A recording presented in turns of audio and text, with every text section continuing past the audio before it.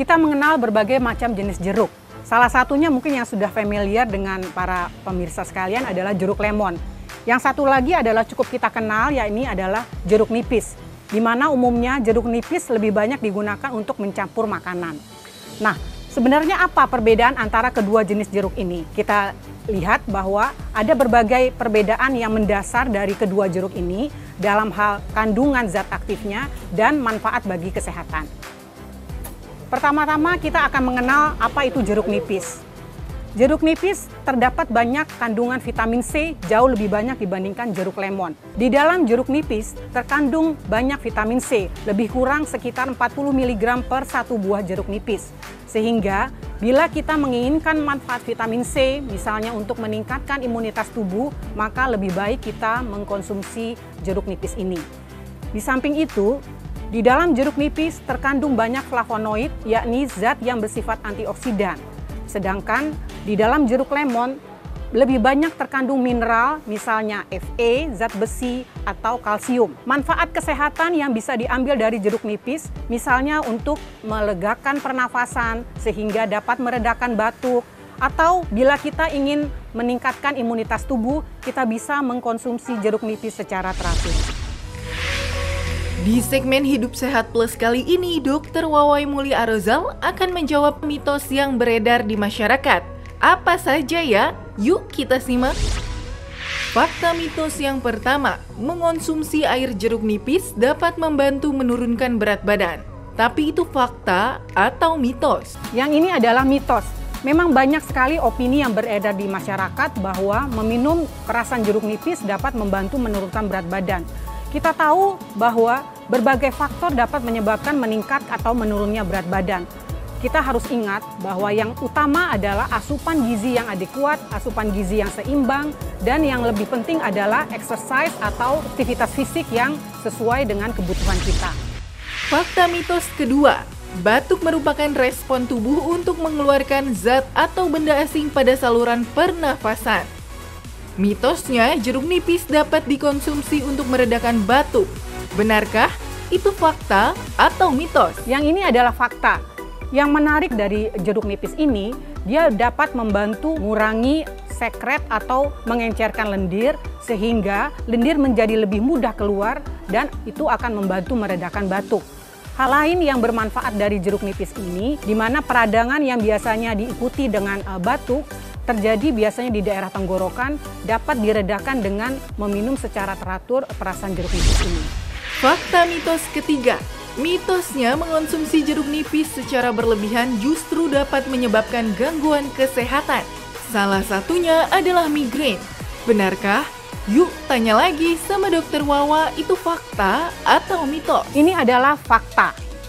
Konsumsi jeruk nipis yang berlebihan dapat memicu atau mencetuskan serangan migrain atau sakit kepala sebelah. Beberapa pasien yang menderita migrain, dia akan terpicu serangannya bila mencium suatu bau yang khas yang terdapat di dalam jeruk nipis. Di samping itu, jeruk nipis juga mengandung zat yang namanya tiramin, suatu asam amino yang juga dapat mencetuskan serangan migrain. Jadi harus hati-hati dalam hal mengkonsumsi jeruk nipis, terutama bagi pasien yang menderita migrain, karena konsumsi yang berlebihan justru akan mencetuskan serangan migrain itu berulang kembali. Di masa pandemi, imunitas tubuh yang baik adalah salah satu kunci dalam menangkal beragam virus berbahaya. Fakta mitos keempat, mitosnya lemon baik dikonsumsi untuk meningkatkan imunitas tubuh. Itu fakta atau mitos? Yang ini adalah mitos. Meskipun di dalam jeruk lemon terkandung cukup banyak vitamin C, tetapi tentunya itu tidak cukup untuk menjaga imunitas tubuh kita. Hal yang paling penting dalam menjaga imunitas tubuh kita adalah asupan gizi yang adekuat, istirahat yang cukup, hindari stres, dan juga aktivitas fisik yang sesuai. Fakta mitos kelima, mitosnya mengonsumsi lemon berlebih dapat menyebabkan kerusakan pada gigi. Benarkah? Yuk tanya lagi sama Dokter Wawai Muli, itu fakta atau mitos? Ini juga suatu fakta. Kita tahu bahwa jeruk nipis bersifat asam dan ini bersifat erosif. Ini dapat mengganggu lapisan email di daerah gigi. Sehingga pada saat kita mengkonsumsi jeruk nipis, pastikan setelahnya kita bisa bilasnya dengan air putih sehingga tidak terlalu lama kontak antara jeruk nipis dengan gigi kita. Bagaimana pemirsa, sudah jelaskan mana yang fakta dan mana yang mitos dari lemon dan jeruk nipis? Lalu bagaimana cara mengonsumsi jeruk nipis serta lemon? Walaupun manfaatnya untuk menjaga kesehatan tidak diragukan lagi, namun tidak semua orang bisa mengonsumsinya, terutama orang dengan gangguan kesehatan tertentu. Lantas, siapa saja yang tidak dianjurkan mengonsumsinya? Simak tips berikut ini. Meskipun kandungan vitamin C yang terdapat di dalam jeruk lemon lebih sedikit, tetapi dia memiliki kandungan mineral yang lebih besar. Misalnya adalah zat besi. Zat besi diperlukan dalam keadaan kita menderita anemia, karena besi merupakan salah satu komponen mineral yang penting dalam mentransport oksigen melalui darah. Pada penderita dengan anemia, disarankan lebih banyak menggunakan jeruk lemon dalam hal misalnya dicampurkan dalam selada atau dicampurkan di dalam bahan makanan yang lain. Di samping itu, jeruk lemon juga mengandung banyak kalsium. Artinya pada penderita dengan gangguan tekanan darah tinggi, baik sekali mengkonsumsi jeruk lemon karena dia mengandung banyak kalsium yang dapat membantu meningkatkan diuresis dalam tubuh kita sehingga membantu menurunkan tekanan darah. Cara paling mudah dalam mengkonsumsi jeruk lemon adalah kita bisa mengiris lemon tersebut, kira-kira seperti ini. Kemudian memeras irisan jeruk lemon tersebut, dicampur dengan air sampai habis, kira-kira lebih kurang setengah atau 1 buah jeruk lemon. Nah, untuk mengurangi rasa asam oleh karena perasan jeruk lemon tadi, kita bisa memberi campuran dengan madu.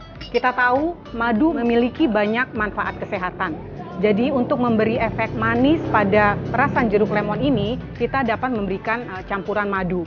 Jadi jangan diberikan gula karena pada orang-orang dengan gangguan gula darah itu tentu akan berefek negatif. Jadi untuk lebih kurang 100 ml air putih, kemudian kita bisa campur dengan 1 butir jeruk lemon, diperas airnya, kemudian bisa ditambah dengan lebih kurang 1 sendok makan madu untuk memperoleh rasa yang enak, rasa yang manis. Di samping kita tahu bahwa madu memiliki efek yang positif bagi kesehatan. Cara lain dalam mengkonsumsi jeruk lemon adalah kita bisa mencampur dalam teh.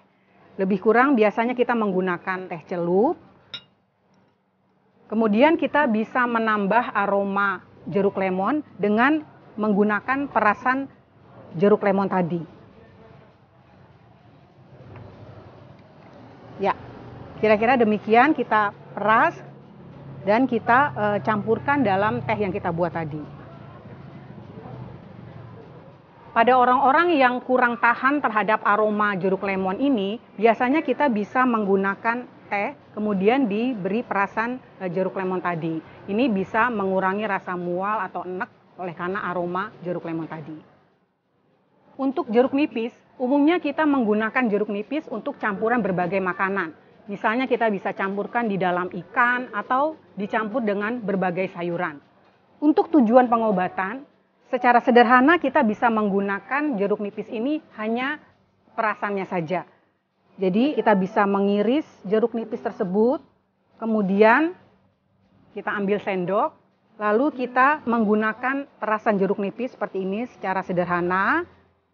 Tentunya kita buang bijinya dan langsung kita minum dengan tujuan biasanya untuk meredakan gejala batuk karena zat-zat aktif yang terdapat di dalam jeruk nipis ini mampu mengencerkan lendir sehingga meredakan batuk karena lebih banyak lendir yang lebih mudah keluar. Hal-hal yang perlu diperhatikan dalam mengkonsumsi jeruk lemon maupun jeruk nipis, kita harus ingat pada orang-orang yang menderita penyakit lambung, misalnya GERD, gastritis, tentu harus dihindari penggunaan berlebih dari kedua jeruk ini. Mengapa demikian? Karena kedua jeruk ini dapat meningkatkan produksi asam lambung yang tentunya akan berbahaya bagi penderita dengan gangguan fungsi lambung. Hal yang perlu diperhatikan adalah jangan terlalu kontak lama antara jeruk nipis ini dengan daerah mulut kita. Karena keasaman yang terlalu tinggi akan menyebabkan gusi dan gingiva kita akan menjadi erosi. Umumnya setelah kita mengkonsumsi jeruk nipis atau jeruk lemon, biasakanlah untuk kemudian meminum air putih dan kumur-kumur seperti itu untuk menghilangkan keasaman yang berlebih pada rongga mulut.